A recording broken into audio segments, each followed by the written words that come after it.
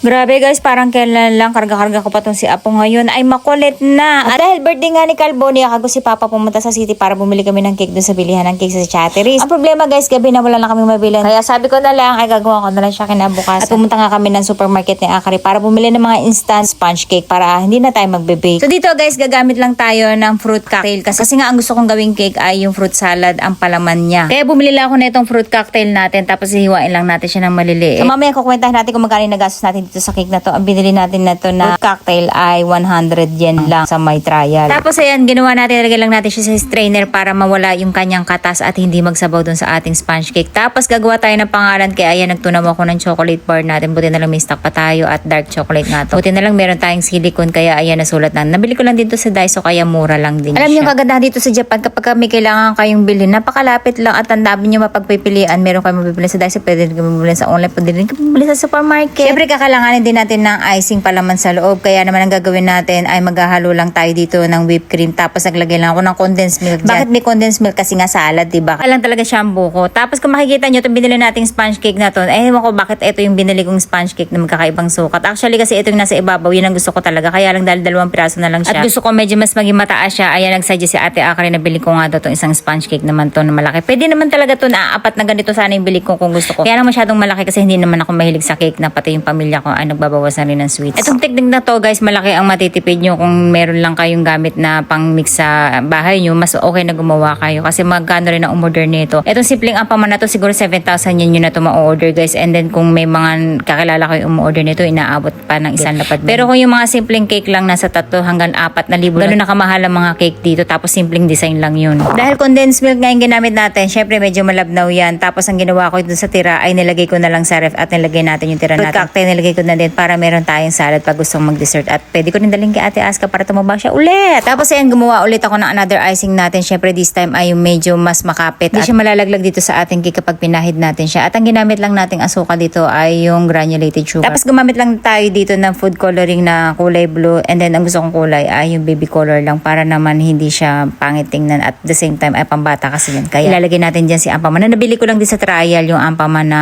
maliit na laruan. Tapos ang naisip ko sana talagang design dito, yung lumilipad si Ampaman, kaya naglagay tayo ng cotton candy para pinakaulap niya. Ang problema guys, habang nasa loob siya na rep, nalulusaw pala. Kaya ayun ang ginawa ko, pumunta kagad ako ng supermarket, buti na lang malapit tayo at naghanap tayo ng alternative na pwede natin ipalit sa ulap. At ang nakita ko nga tong wafer cake na to na tinatawag nila, no, tapos may palamang munggo yan sa loob. So ayun ang ginamit natin pan-decorate as ulap. Tapos pinutol-putol ko na lang yung iba para magkorting patong-patong na ulap siya. And then yung pangalan ni Baby Luca, ayan nilagay natin dito sa chocolate na plate para mas maganda siyang tingnan. Tapos hindi ko siya na-video guys, kaya pasensya na kayo. Ayan, ganyan lang naman yung ginawa ko sa kanya. Then may sprinkle tayo na different kulay ng candy and then parang may silver pearl. Ayan, binudbud ko lang dyan and then may dalang kandila si mami niya. And then meron tayong plate ng happy birthday and tinusok ko lang at yung binili nating laruan na Ampaman. Tapos may binili siyang kandila si mami niya dyan, yung pang para sa likod. Sa Daiso lang din yung piso-piso lang din yun guys. Ayan, nagawa natin na paraan yung kanyang cake at naging siya na rin siya. Ay, amite oh. Wow! Wow! Happy birthday to you! Coco, Coco. Coco din mo ito. So, pakita mo sa kanya na. Ba't ko makita? Oh. Ay, tataw. Wow! Happy birthday to you. Hindi ko siya na-picturean doon sa video, sa video. So ayan guys, simple lang ang kainan natin ngayon for today's video. Meron na tayong pizza, meron tayong chicken, tapos meron tayong ampaman. Ayan. Matadari ka na sa singal. Ay, Kuka. Ay, Chichu. Ay, Chuchu. Ay, bakit naman yan? Peace. Pero so. Peace. Ay, Diyos ko po kanuwa. Ay, Chuchu. Happy birthday. Ano lang magpupupu? Seno. Ay, Josu. Seno. Wait ka. Oh, Joseph. Seno. We can. Oh, Seno. One more. One. Kotsi. Seno. Yay! Ano ba yun? Ay, Dodo. Awan. Ore. Ay, Dodo. Wow. Yeah. Wow. Hawaii. Anta, Mise. Anta, ma. Sayang. Wow. iPad ka na. Wow!